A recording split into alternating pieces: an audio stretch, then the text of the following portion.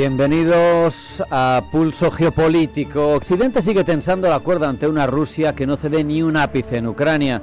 En Bruselas, el Consejo Europeo aprueba un nuevo paquete de sanciones y que se presenta como un golpe importante a las fuentes de financiación del Kremlin, un mensaje claro de que Europa no se resigna al desgaste y está dispuesta a sostener el pulso económico tanto como sea necesario. En paralelo, Donald Trump sorprendía con un nuevo paquete de sanciones unilaterales dirigidas en este caso directamente a los gigantes energéticos rusos, a Rosneft y Lukoil.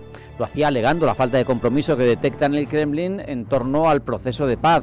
Pero esto evidentemente no ha dejado al Kremlin indiferente, no ha sentado nada bien y hay contestación de Medvedev, el que fuera presidente del país y que ahora es uno de los hombres más cercanos a Putin, presidente de su Consejo de Seguridad, ha respondido con unas palabras que suenan a partes iguales a advertencia y a sarcasmo, porque ha dicho: el pacificador Trump se encamina hacia la guerra.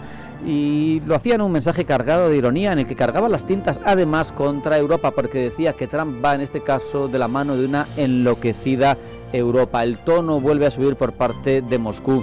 Las alusiones al poder nuclear ruso, a la respuesta automática, ha vuelto a mencionar el sistema de la mano muerta, ya saben, como en los trenes, si cayera la cúpula rusa, los misiles se dispararían.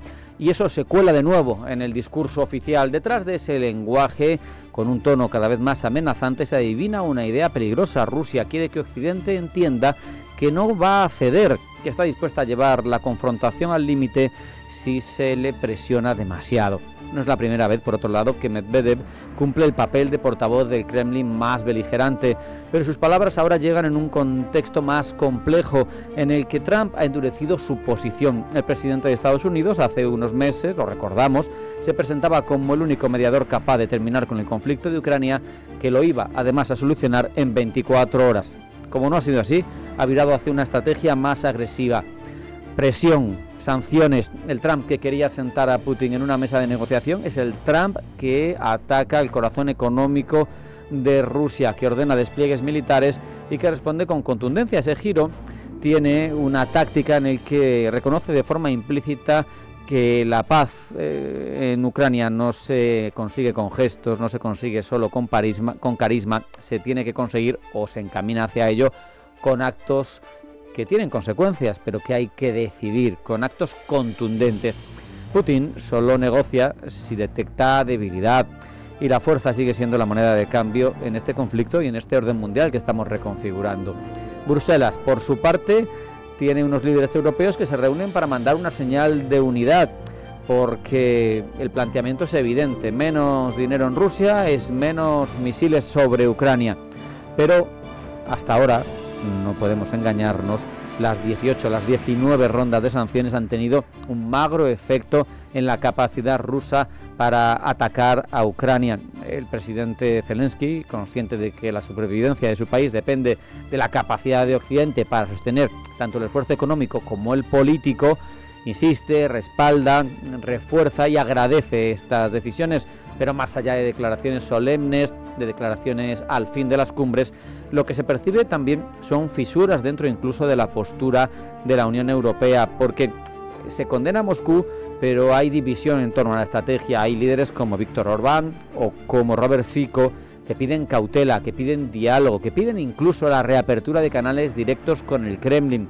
Otros, por su parte, lo que reclaman es firmeza absoluta, más sanciones, más presión, sobre todo, ya saben, los bálticos, los más al este como Polonia.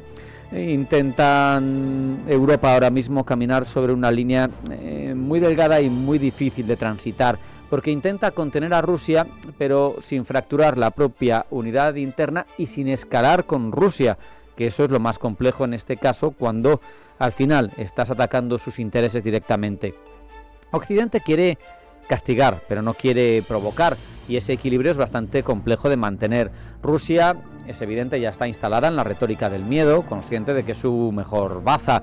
Cada advertencia nuclear que llega desde un alto cargo del régimen lo que hace es graduar el miedo europeo y ver dónde se encuentra. Entre tanto, Trump lo tenemos jugando su propio juego, combinando el lenguaje de la fuerza con el del espectáculo político.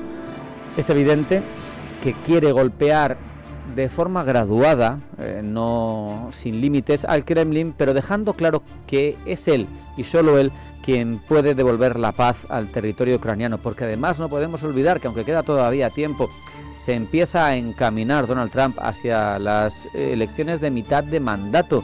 Las midterm van a ser clave porque van a determinar si el apoyo importante que tuvo en las elecciones presidenciales se repite o si empieza a perder poder en las cámaras, lo cual restringiría bastante su capacidad de actuación, que hasta ahora prácticamente en Estados Unidos ha venido siendo omnímoda. En este contexto lo que tenemos son las sanciones, que tienen una clara narrativa para la Unión Europea, significan resistencia, para Estados Unidos liderazgo, y para Rusia, lo estamos diciendo, una agresión que si pasa ciertos límites va a tener respuesta. El caso es que se trata de forzar a Rusia a negociar o de debilitarla hasta el colapso. Evidentemente a nadie le interesa, teniendo en cuenta el gran arsenal nuclear que tiene Rusia, que su régimen colapse. Occidente necesita, es evidente, algo más que sanciones, algo más que declaraciones, porque no podemos perder de vista que más allá del conflicto directo con Rusia estamos librando una batalla por el relato del poder en el siglo XXI.